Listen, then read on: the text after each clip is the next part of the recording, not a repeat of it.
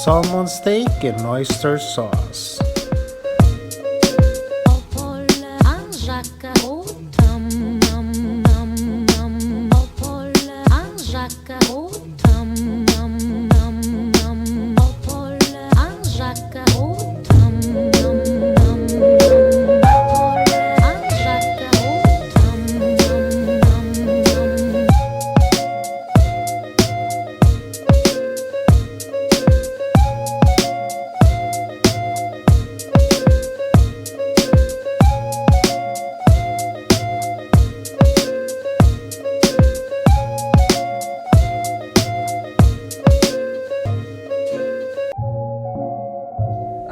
So today we're going to cook salmon steak, and what we're going to need is salmon, of course, steak cut, butter, garlic, oyster sauce, brown sugar, and of course our oil.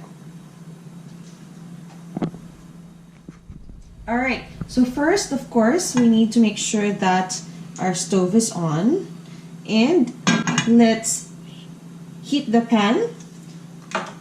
Pag medyo mainit na siya, let's put a little bit of oil, not too much. Just enough to grease the pan. So there we go. Yan. And then let's make sure that the heat is just low. And let's put a bit of butter. Okay. There you go. And then after the butter, we'll put only a small amount of garlic para lang magkaroon ng taste yung butter natin. So once that's heated, let's now put our salmon.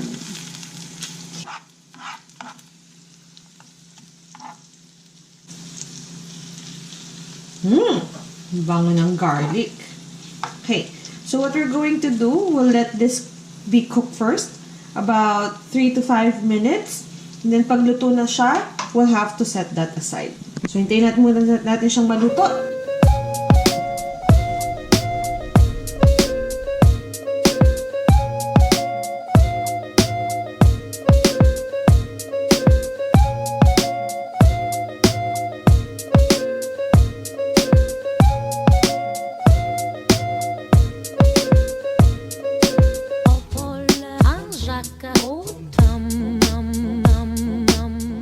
Alright, so yan guys, looks like luto na ang salmon. So once that's cooked, let's go ahead and set it aside.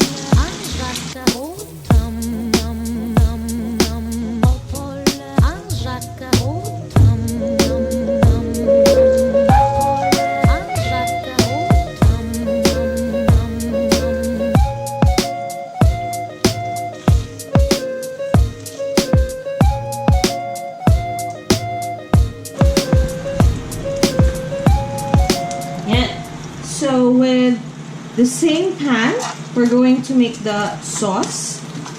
So let's add the remaining garlic. There you go. We're using the same oil kasi when you fry the salmon, it makes its own oil. So yun yung kailangan nating ma-achieve na taste para dun sa sauce ng steak natin. And then let's also add butter. Okay. There we go. So let's cook the garlic until it's golden brown.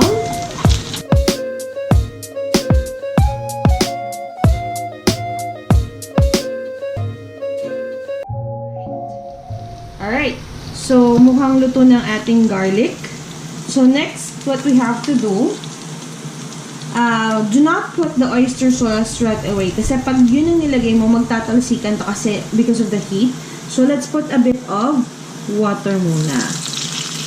Ayan. So, with the water,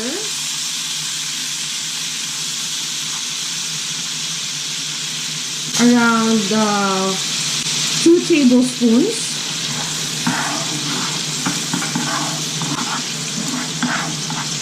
There you go. And then let's put our oyster sauce.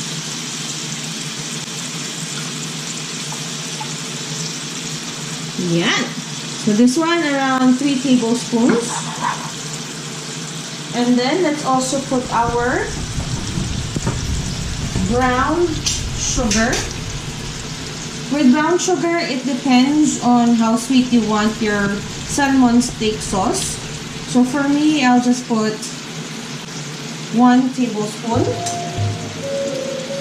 And then of course, let's put our salt and pepper for taste.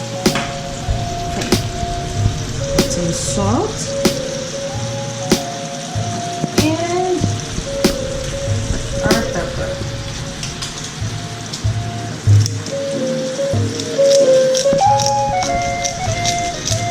Okay. So let's go ahead and mix that. And let the flavor be combined for our salmon steak sauce.